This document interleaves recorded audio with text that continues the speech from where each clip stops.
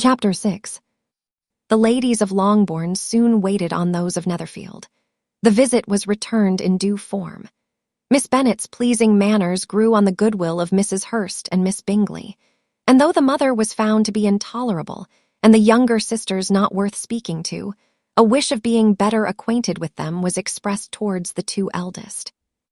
By Jane this attention was received with the greatest pleasure, but Elizabeth still saw superciliousness in their treatment of everybody, hardly excepting even her sister, and could not like them, though their kindness to Jane, such as it was, had a value as arising, in all probability, from the influence of their brother's admiration. It was generally evident, whenever they met, that he did admire her, and to her it was equally evident that Jane was yielding to the preference which she had begun to entertain for him from the first, and was in a way to be very much in love. But she considered with pleasure that it was not likely to be discovered by the world in general, since Jane united with great strength of feeling, a composure of temper, and an uniform cheerfulness of manner, which would guard her from the suspicions of the impertinent. She mentioned this to her friend, Miss Lucas. "It may, perhaps, be pleasant," replied Charlotte, "to be able to impose on the public in such a case, but it is sometimes a disadvantage to be so very guarded. If a woman conceals her affection with the same skill from the object of it, she may lose the opportunity of fixing him, and it will then be but poor consolation to believe the world equally in the dark. There is so much of gratitude or vanity in almost every attachment that it is not safe to leave any to itself. We can all begin freely. A slight preference is natural enough, but there are very few of us who have heart enough to be really in love without encouragement. In 9 cases out of 10, a woman had better show more affection than she feels. Bingley likes your sister undoubtedly, but he may never do more than like her if she does not help him on. But she does help him on, as much as her nature will allow. If I can perceive her regard for him, he must be a simpleton indeed not to discover it too. Remember, Eliza, that he does not know Jane's disposition as you do. But if a woman is partial to a man, and does not endeavor to conceal it, he must find it out. Perhaps he must, if he sees enough of her. But though Bingley and Jane meet tolerably often, it is never for many hours together, and as they always see each other in large mixed parties, it is impossible that every moment should be employed in conversing together. Jane should therefore make the most of every half-hour in which she can command his attention. When she is secure of him, there will be leisure for falling in love as much as she chooses. "Your plan is a good one," replied Elizabeth, "where nothing is in question but the desire of being well married, and if I were determined to get a rich husband, or any husband, I dare say I should adopt it. But these are not Jane's feelings. She is not acting by design. As yet she cannot even be certain of the degree of her own regard, nor of its reasonableness. She has known him only a fortnight. She danced 4 dances with him at Meryton. She saw him one morning at his own house, and has since dined in company with him 4 times. This is not quite enough to make her understand his character. Not as you represent it. Had she merely dined with him, she might only have discovered whether he had a good appetite, but you must remember that 4 evenings have been also spent together, and 4 evenings may do a great deal. Yes, these 4 evenings have enabled them to ascertain that they both like Vington better than commerce, but with respect to any other leading characteristic, I do not imagine that much has been unfolded. "Well," said Charlotte, "I wish Jane success with all my heart, and if she were married to him tomorrow, I should think she had as good a chance of happiness as if she were to be studying his character for a 12-month. Happiness in marriage is entirely a matter of chance. If the dispositions of the parties are ever so well known to each other, or ever so similar beforehand, it does not advance their felicity in the least. They always continue to grow sufficiently unlike afterwards to have their share of vexation, and it is better to know as little as possible of the defects of the person with whom you are to pass your life. You make me laugh, Charlotte, but it is not sound. You know it is not sound, and that you would never act in this way yourself." Occupied in observing Mr. Bingley's attention to her sister, Elizabeth was far from suspecting that she was herself becoming an object of some interest in the eyes of his friend. Mr. Darcy had at first scarcely allowed her to be pretty. He had looked at her without admiration at the ball, and when they next met, he looked at her only to criticize. But no sooner had he made it clear to himself and his friends that she had hardly a good feature in her face than he began to find it was rendered uncommonly intelligent by the beautiful expression of her dark eyes. To this discovery succeeded some others equally mortifying. Though he had detected with a critical eye more than one failure of perfect symmetry in her form, he was forced to acknowledge her figure to be light and pleasing, and in spite of his asserting that her manners were not those of the fashionable world, he was caught by their easy playfulness. Of this she was perfectly unaware. To her, he was only the man who made himself agreeable nowhere, and who had not thought her handsome enough to dance with. He began to wish to know more of her, and, as a step towards conversing with her himself, attended to her conversation with others. His doing so drew her notice. It was at Sir William Lucas's, where a large party were assembled. "What does Mr. Darcy mean," said she to Charlotte, "by listening to my conversation with Colonel Forster?"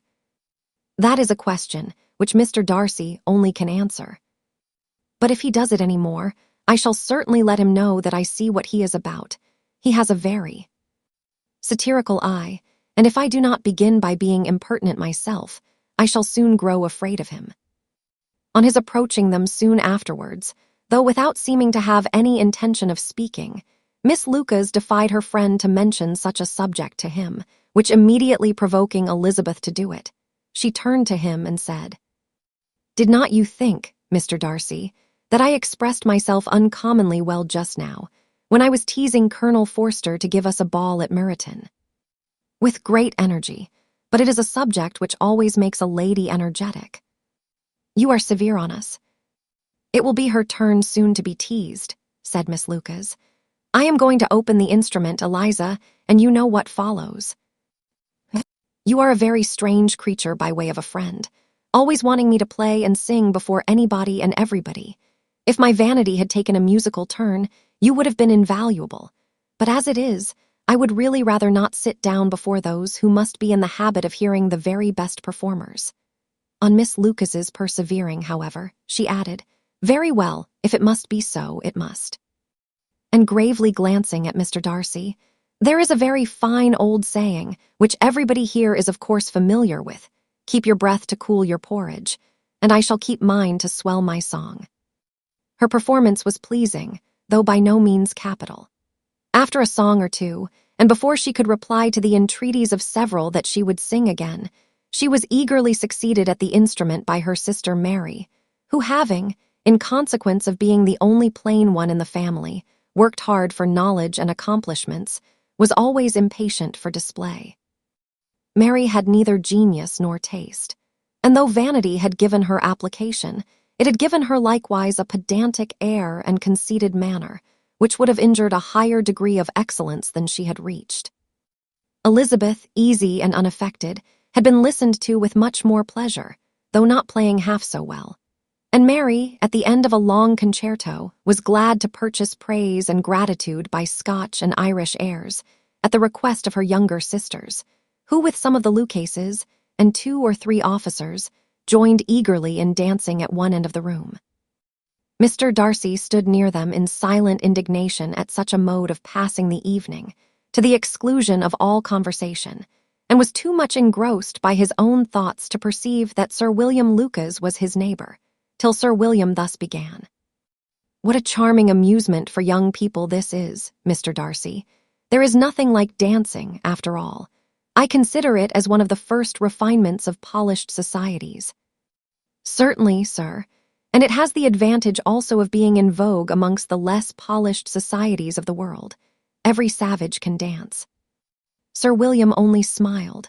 "Your friend performs delightfully," he continued, after a pause, on seeing Bingley join the group, "and I doubt not that you are an adept in the science yourself, Mr. Darcy."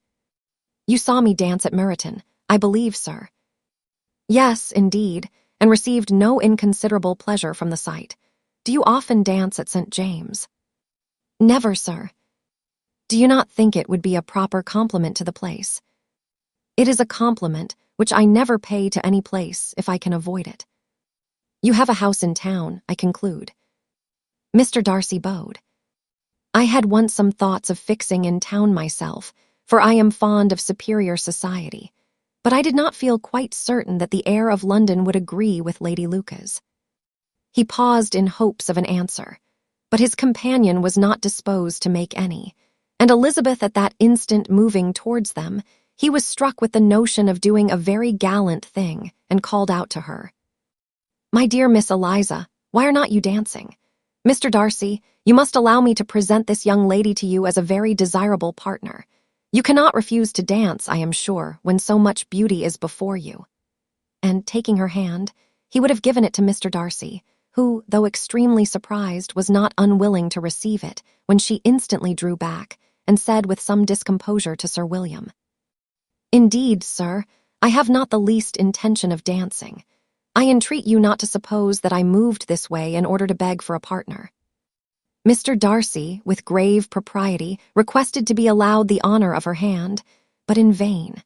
Elizabeth was determined, nor did Sir William at all shake her purpose by his attempt at persuasion.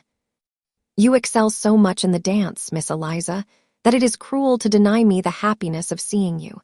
And though this gentleman dislikes the amusement in general, he can have no objection, I am sure, to oblige us for 1/2 hour."